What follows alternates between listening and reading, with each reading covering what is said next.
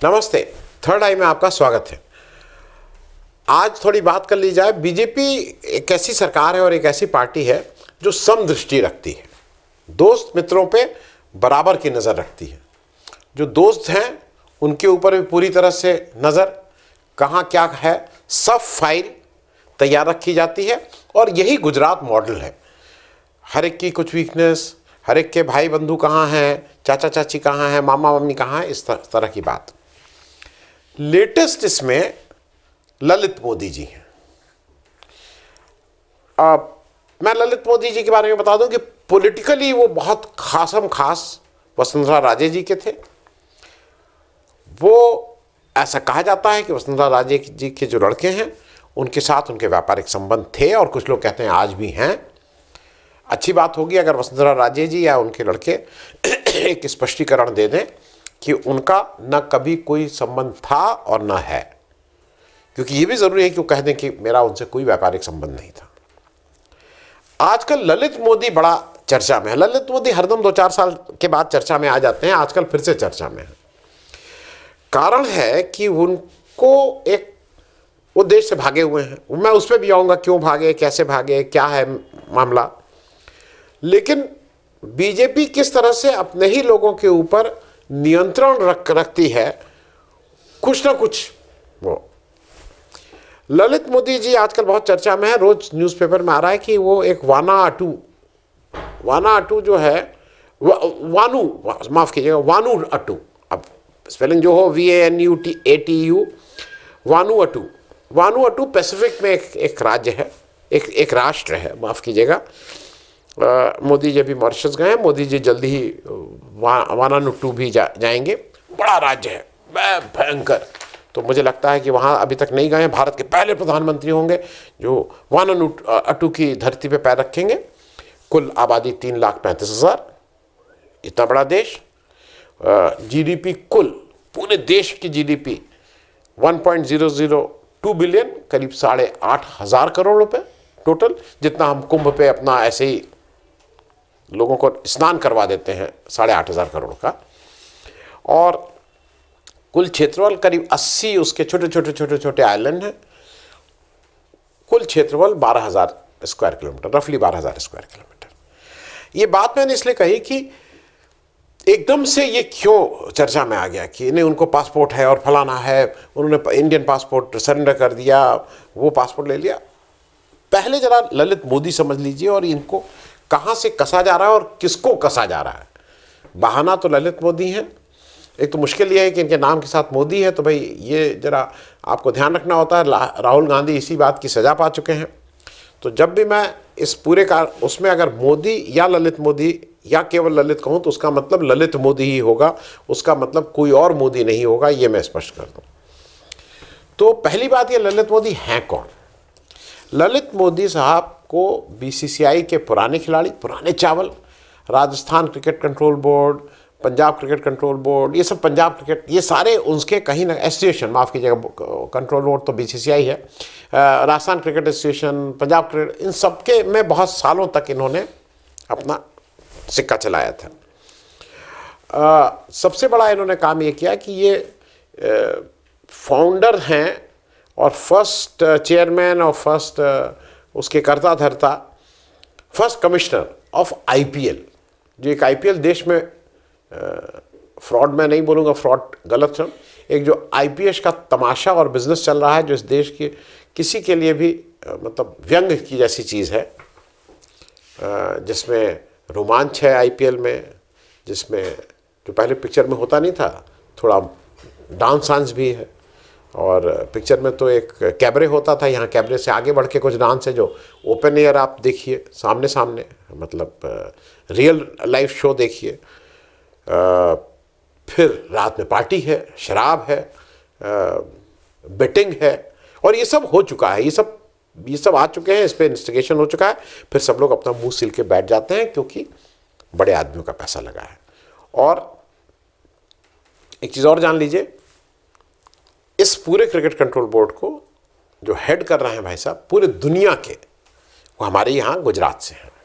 बहुत अच्छे प्लेयर थे, उनको अगर आप कभी खेलते हुए देख लेते तो आप उफ उफ करते, बहुत ही अच्छे गेंदबाज, बहुत अच्छे बैट्समैन, बहुत अच्छे फील्डर, चीते की तरह फील्डिंग करते थे, जैसा बताया गया। मैंने तो नहीं देखा है, लेकिन मुझे बताया गया है कि जब वो फील्ड में उतरते थे फील्डिंग करने, तो क्या फील्डिंग करते थे, चीते की तरह उनकी वो होती थी। बैटिंग में तो वाह वाह माशाल्लाह, उनके आगे कोई था ही नहीं, और बॉलिंग तो इतनी तेज़ करते थे, पेसर भी थे, फिरकी भी चलाते थे, सब चलाते थे, और आजकल वही पूरी दुनिया के क्रिकेट को चला रहे हैं। वहाँ के जो आईपीएल के फाउंडर ये साहब भाई साहब थे, और उसके बाद ये वसुंधरा राजे के बहुत ही घनिष्ठ ललित मोदी साहब, और एक समय जब वो चीफ मिनिस्टर बनी तो इनको सुपर चीफ मिनिस्टर भी बोला जाता था, क्योंकि मामला जो चीफ मिनिस्टर के साथ जो बाकी हैंडलिंग ऑफ चीज़ें होती हैं वो यही करते थे। वैसे ही खुद बहुत बड़े घर के हैं, गुजरमल मोदी जी के पौत्र, के मोदी के लड़के, गॉडफ्रे फिलिप्स जो एक बड़ी, अगर आप तंबाकू वाली कंपनी सिगरेट की, उसके मालिक थे। लेकिन इन सबके साथ घोटालेबाज पुराने हैं, मतलब जो एक है ना इधर के मालूम, वो हेरा फेरी के मास्टर हैं। ये पहले इंडिया में पढ़े कुछ दिन, फिर ये यूएसए चले गए पढ़ने। यूएसए में 1985 में इनको कुछ कोकीन, इन्होंने $10,000 का कोकीन खरीद के ट्रैफिक इधर क्या उधर माल कर रहे थे, उसमें गिरफ्तार हो गए। जब ये गिरफ्तार हो गए तो ही प्लीडेड गिल्टी। अमेरिका में एक ये है कि अगर आप ये मान लीजिए कि मैं इससे दोष हुआ है, तो वो आपकी सज़ा को काफ़ी रिलैक्स कर देते हैं। हमारी इन्फोसिस वाले जो है ना भाई साहब, इन्फोसिस कंपनी, ये भी पकड़ी गई थी हेरा फेरी करने में, प्लीडेड गिल्टी, बढ़िया पैसा दे दीजिए, मतलब माल है तो ताल है, माल रखिए, हेरा फेरी करिए, चोरी, सारे कोकीन करिए, पैसा दे दीजिए, प्लीडेड गिल्टी। उसको प्लीडेड गिल्टी में उनको जो नॉर्थ कैरोलिना का एक कोर्ट है, दरहम काउंटी कोर्ट, उसने इनको 2 साल का सस्पेंडेड प्रिजन दिया था कि मतलब बाद में होगा, और फिर बाद में उन्होंने अपील की तो जेल की जगह कहा गया कि 5 साल तक आप प्रोबेशन पे रहेंगे और 100 साल की आप कम्युनिटी सर्विस करेंगे। फिर इन्होंने बड़े आदमियों को पकड़ा। फिर 1986 में इन्होंने कहा कि मेरी बहुत तबीयत खराब रहती है। कोर्ट में इन्होंने अर्जी दी, खराब स्वास्थ्य को लेके उन्होंने कहा कि भाई मुझे इंडिया मैं जाना चाहता हूँ, तो इंडिया आने की बात कही। लेकिन जो धर्म का ये काउंटी कोर्ट था, उसने कहा कि आप भारत में भी जाके 200 घंटे की कम्युनिटी सर्विस करेंगे। अब यहाँ इन्होंने आके जो कम्युनिटी सर्विस की वो आईपीएल की और क्या क्या की वो राजस्थान के लोग जाने, वसुंधरा जी जाने कि क्या कम्युनिटी सर्विस कर रहे थे। ये तो एक पक्ष है, लेकिन ये लार्जर चीज़ को समझने के लिए कि ये क्या क्या करते थे, व्यक्तिगत ज़िंदगी है, किसी को कुछ बोलने का वो नहीं। लेकिन 1991 में इन्होंने एक नाइजीरिया के एक सिंधी बिजनेसमैन थे, उनकी एक पुत्री थी जिनकी एक पहले शादी जैक सगरानी से हो चुकी थी। उनकी पुत्री थी मीनल सगरानी, उनसे तलाक हो गया था अपने पहले हस्बैंड से, उनसे एक उनकी पुत्री भी थी। उनसे इन्होंने अपनी, इनकी पहली शादी, उनकी दूसरी शादी इन्होंने 1991 में कर ली। पत्नी की 2018 में मृत्यु हो गई कैंसर से। ये तब तक ये भाग चुके थे इंग्लैंड, ये ऑलरेडी भाग गए थे 2010-11 में।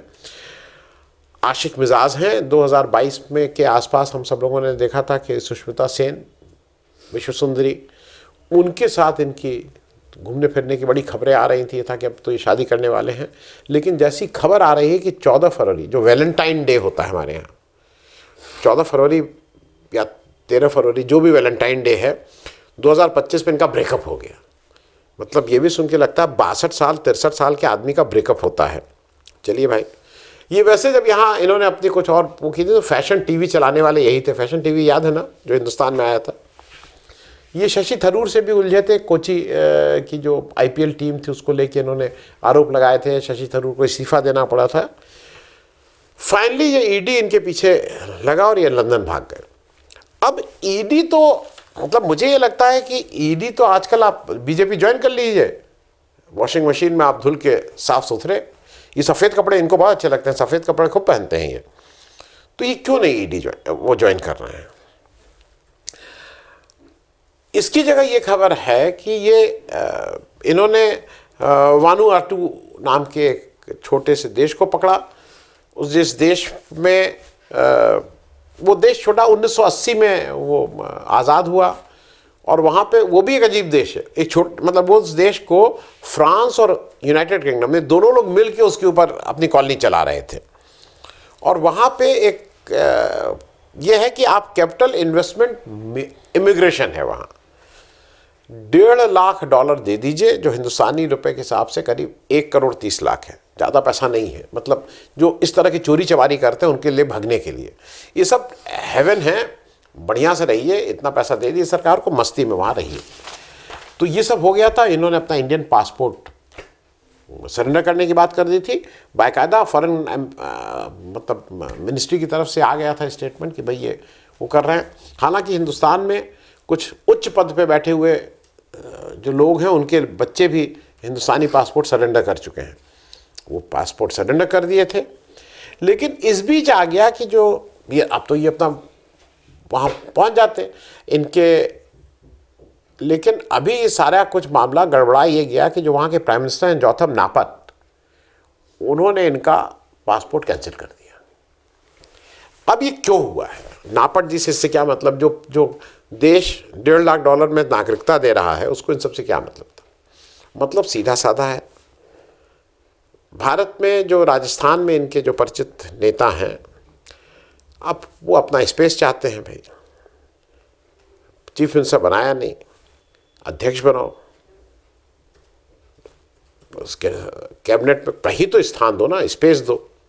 अच्छा, अध्यक्ष बनना चाहते हैं, चलो टाइट करो, करो स्क्रू टाइट। वो जो होता नहीं, लटकाया जाता है, पीछे उल्टा करके लटकाया जाता है, ऊपर खींचो खींचो खींचो।